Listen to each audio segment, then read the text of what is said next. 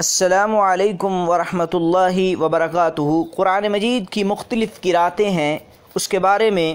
خلاصتاً چند باتیں آپ کے سامنے رکھنا چاہتا ہوں کہ قرآن مجید کی کتنی قرأتیں ہیں اور کون کون سے کہ نسخے اور کون کون سے قراء جن کی تلاوت آج مشہور ہے، اور قرأت 7 اور 10 کے بارے میں چند باتیں میں آپ کے سامنے رکھنا چاہتا ہوں، کیونکہ ان چیزوں کی بھی بہت اشد ضرورت ہے۔ تو مسئلہ یہ ہے کہ اللہ رب العزت نے قرآن مجید کی تلاوت میں آسانی پیدا کرنے کے لیے اس امت پر یہ احسان کیا کہ قرآن مجید کے بعض الفاظ کو مختلف طریقوں سے پڑھنے کی اجازت فرمائی ہے۔ اس کی وجہ یہ ہے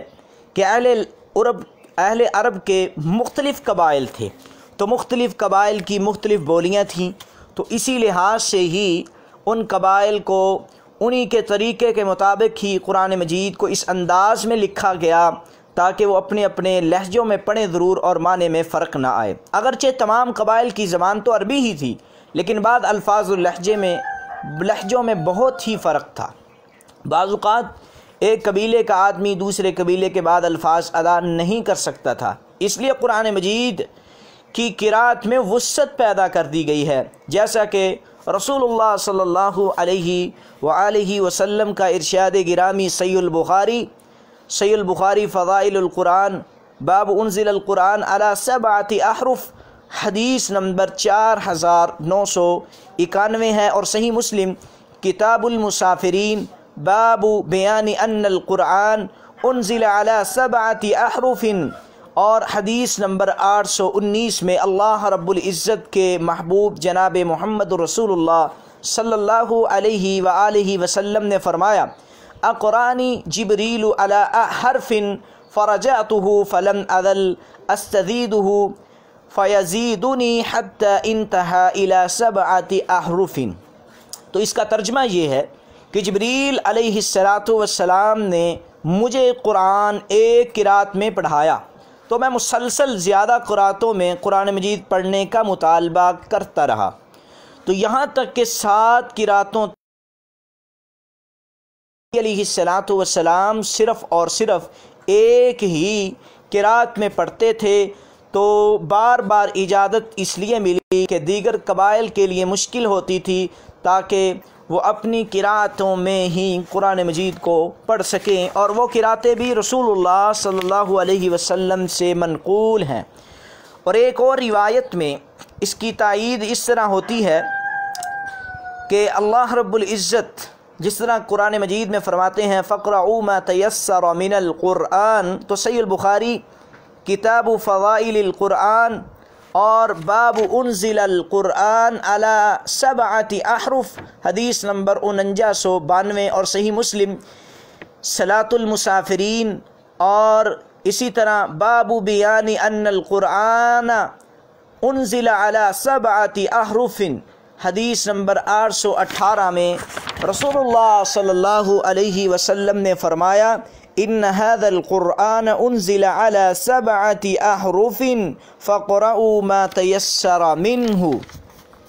کہ یہ قرآن 7 قرأتوں میں نازل کیا گیا ہے، ان میں سے جو قرأت بھی تمہیں آسان معلوم ہو اس کے مطابق پڑھ لو۔ تو اب مسئلہ یہ ہے کہ 7 احرف دونوں حدیثوں میں آیا ہے، اس کے مفہوم میں اہل علم کا اختلاف ہے، اس میں مختلف اقوال ہیں، لیکن محققین کے نزدیک راجح قول یہی ہے کہ قرآن مجید کی جو قرأتیں اللہ کی طرف سے نازل ہوئی ہیں، ان میں باہمی فرق و اختلاف درجہ ذیل 7 نوعیتوں کا ہے۔ مثال کے طور پر 7 احرف کی ہوں جو 7 قرأتیں ہیں ان کے آپس میں اختلافات کس طرح ہو سکتا ہے، ایک قرأت دوسری قرأت سے مختلف،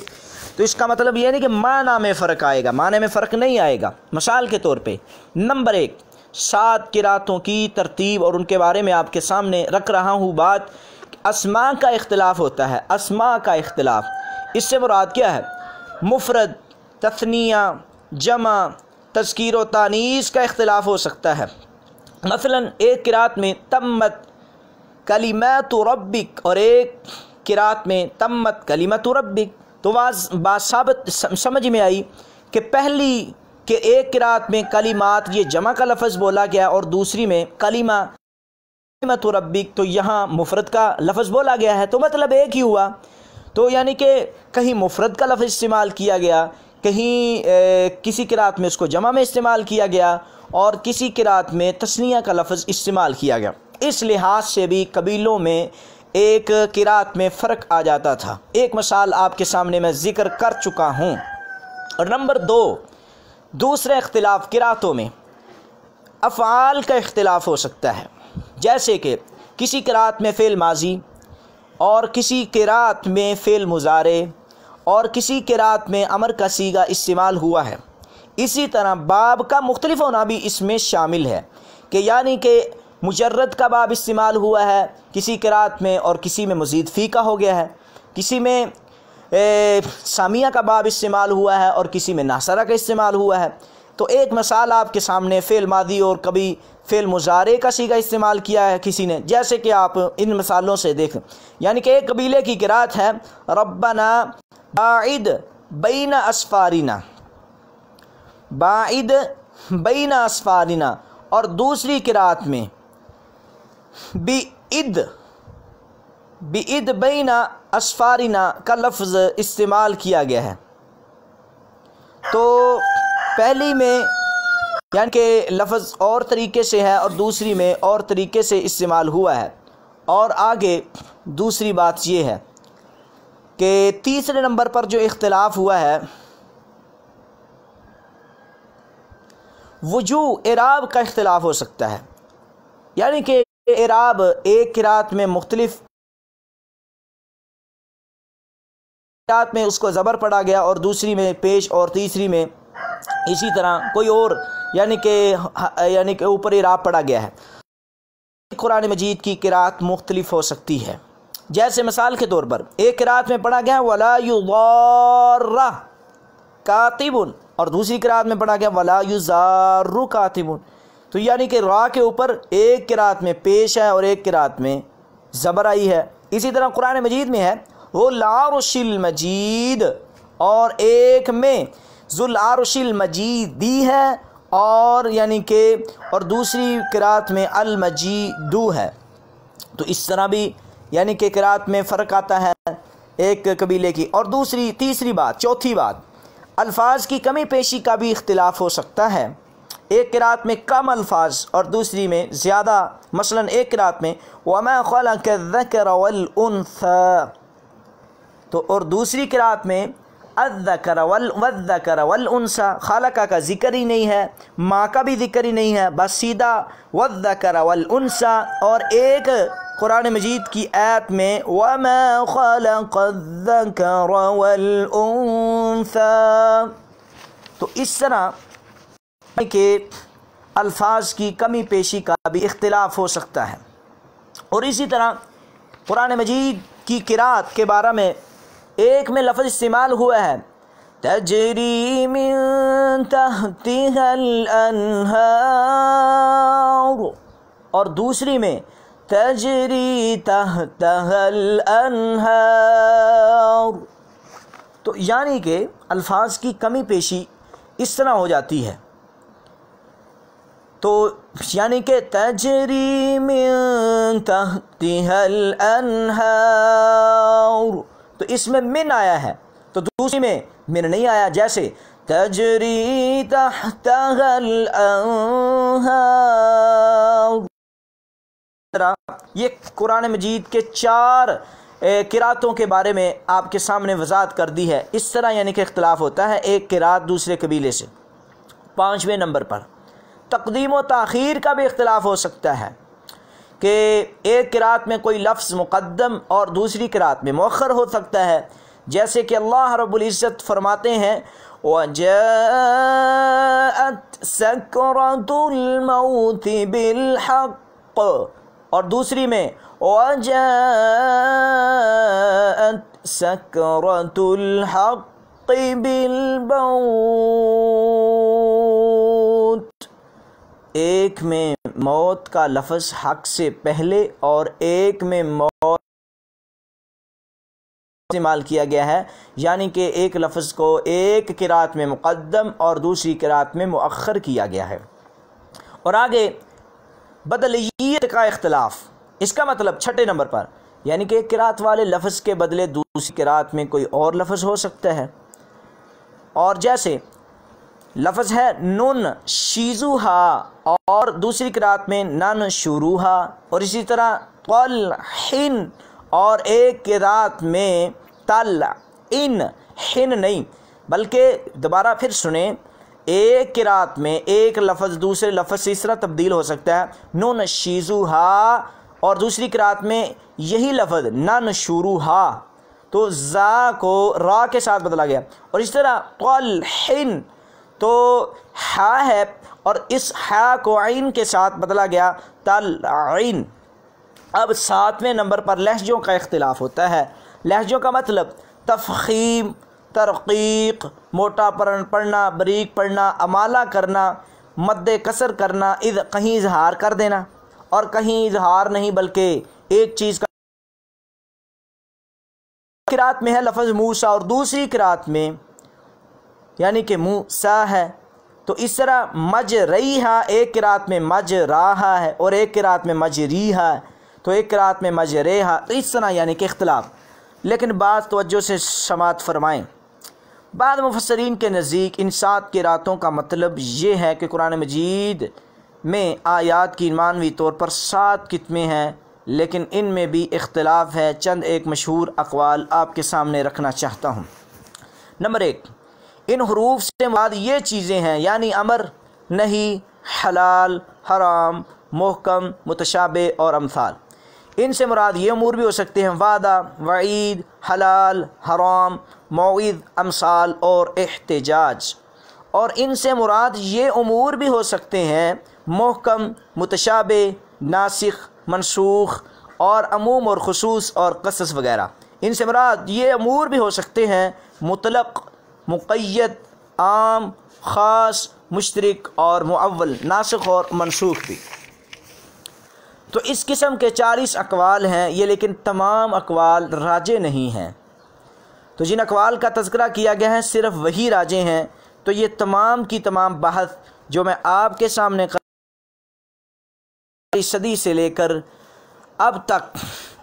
جو سب سے ملخص اور سب سے جامع معنی قرآن مجید کے علوم کے بارے میں کتاب ہے مناہل العرفان فی علوم القرآن، المبعث السادس فی نزول القرآن علی 7 احرف سے آپ کے سامنے میں نے یہ بات رکھی ہے۔ اب یہاں ایک بات کا اور اضافہ بھی میں کرنا چاہتا ہوں، وہ یہ ہے کہ قراتوں کے بارے میں مزید وضاحت وہ اس طرح کرنا چاہتا ہوں کہ چونکہ ابتداء اسلام میں لوگ اسلوب قرآن سے پوری طرح واقف نہ تھے، اس لیے 7 اقسام کے دائرے میں بہت سی قراتوں کی اجازت دی گئی۔ تو نبی علیہ الصلوۃ والسلام کا معمول تھا کہ ہر سال رمضان المبارک میں جبریل کے ساتھ قرآن مجید کا دور کرتے تھے۔ تو جس سال آپ کی وفات ہوئی اس سال آپ نے 2 بار دور کیا۔ اس موقع پر بہت سی قراتیں منسوخ کر دی گئیں، چند قراتیں باقی رکھی گئیں، جواب تک جو اب تک متواتر ہی چلی آ رہی ہیں۔ تو اب مسئلہ یہ ہے کہ قرآن مجید کے وہ قاری 7 مشہور قراء وہ کون سے ہیں، ان کا نام کیا ہے؟ تو ابن مجاہد نے فن قرات میں ایک کتاب لکھی ہے جس میں انہوں نے صرف 7 قراتیں ذکر کی ہیں، اور اس سے پہلے کئی کتابیں لکھی گئیں جن میں قراتوں کی تعداد 20 سے زیادہ بھی ذکر کی گئی ہیں۔ تو اب اس کا مطلب یہ نہیں ہے کہ قراتیں صرف 7 ہیں، حالانکہ حقیقت میں مجاہد نے محض اتفاقاً 7 قراتوں کو جمع کیا ہے۔ ان کا یہ ہرگز خیال نہیں تھا کہ دوسری قراتیں غلط یا ناقابل قبول ہیں۔ 7 قراء علامہ ابن مجاہد کے اس کام سے جو 7 قاری زیادہ مشہور ہوئے ہیں وہ درجہ ذیل ہیں۔ نمبر 1، عبداللہ بن کثیر مکی، جن کی وفات 120 ہجری میں ہوئی ہے، ان کی قرات مکہ میں زیادہ مشہور تھی۔ دوسرے قاری صاحب نافع بن عبد الرحمن بن ابو نعیم مدنی رحمہ اللہ تعالی، جن کی وفات 169 ہجری، اور ان کی قرات زیادہ تر مدینہ میں مشہور تھی۔ اور عبداللہ تیسرے نمبر پر، تیسرے مشہور قاری ہیں عبداللہ بن عامر دمشقی رحمہ اللہ، جن کی وفات 118 میں ہوئی ہے، اور یہ ابن عامر کے نام سے مشہور ہیں۔ ان کی قرات شام میں زیادہ مشہور و معلوم تھی۔ اور نمبر 4 ابو عامر بن العلا بن عمار بصری مازنی رحمہ اللہ، جن کی وفات 154 ہجری میں ہوئی، اور ان کی قرات بصرہ میں مشہور تھی۔ حمزہ بن حبیب زیات کوفی، حمزہ کی قرات بڑی مشہور ہے، جو کہ ہمارے محترم المقام ڈاکٹر حمزہ مدنی، جو کہ مدیر التعلیم ہیں جامعہ لاہور الاسلامیہ البیت العتیق کے، ان کو حمزہ کوفی کی قرات میں بہت زیادہ عبور ہے، اور ان کی اور ہمارے استاد محترم فضیلت الشیخ قاری المقری شمس القراء، اور اسی طرح قاری عبدالسلام عزیزی حفظہ اللہ تعالی، ان کو بھی اس قرات میں بہت زیادہ عبور ہے۔ حمزہ کی قرات میں، ان کی قرات کوفہ میں زیادہ مشہور تھی، اگرچہ باقی قراتوں پہ بھی استاد محترم بہت زیادہ عبور رکھنے والے ہیں۔ 6 نمبر پر عاصم بن ابو النجف، عاصم بن ابو النجف اسدی، ان کی وفات 127 ہجری میں ہوئی ہے، تو ان کی مشہور قرات کوفہ میں مشہور ہے، اور آج کل بر صغیر میں قرات کا دار و مدار عموماً ان کی طرف پر ہی ہوتا ہے۔ اور اسی طرح 7ویں قرات ابو الحسن علی بن حمزہ کسائی کوفی رحمہ اللہ تعالی، جو کہ 199 ہجری میں ان کی وفات ہے، ان کی قرات بھی کوفہ میں مشہور تھی۔ تو جب یہ بات مشہور ہو گئی کہ قرآن مجید کی ساری قراتیں ہیں، تو اس غلط فہمی کو دور کرنے کے لیے علماء نے 10 قراتوں کو جمع کیا، اور وہ قرات عشرہ کی اصطلاح سے مشہور ہوئی قرات عشرہ۔ مزید 3 قراتیں درجہ ذیل ہیں۔ نمبر 1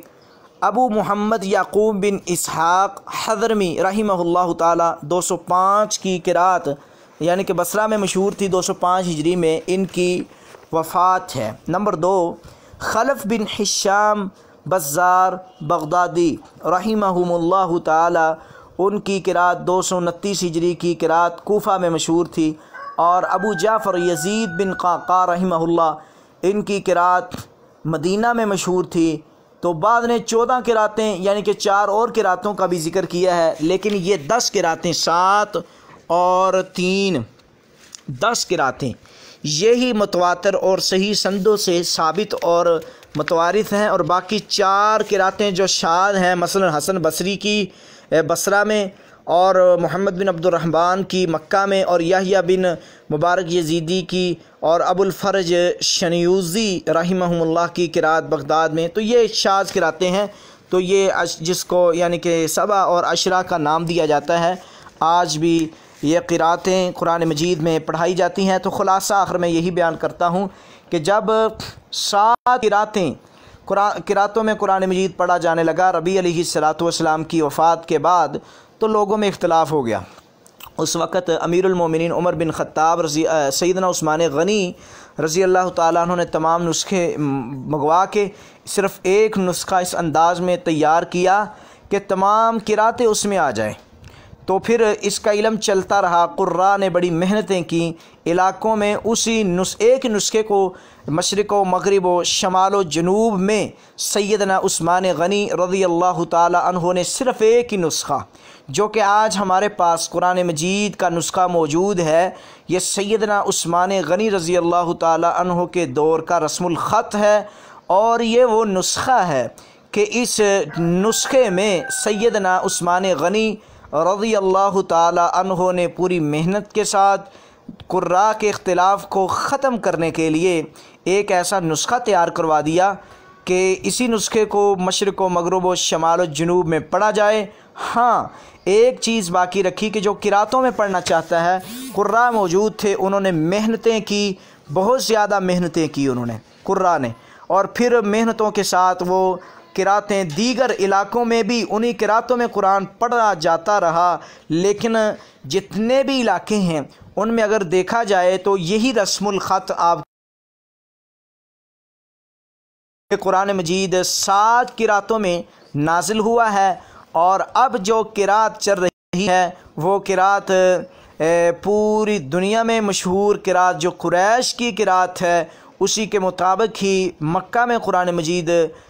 پڑھا جا رہا ہے۔ تو اللہ رب العزت ہمارے قرآن مجید کے ساتھ محبت کو قائم دائم رکھے۔ اور میں نے تفصیل آپ کے سامنے 7 قراتوں کی وہ کس طرح ہیں وہ آپ کے سامنے پیش کر دی ہیں، اور اب میں انشاءاللہ 2 منٹ کے بعد اگلا لیکچر شروع کرتا ہوں۔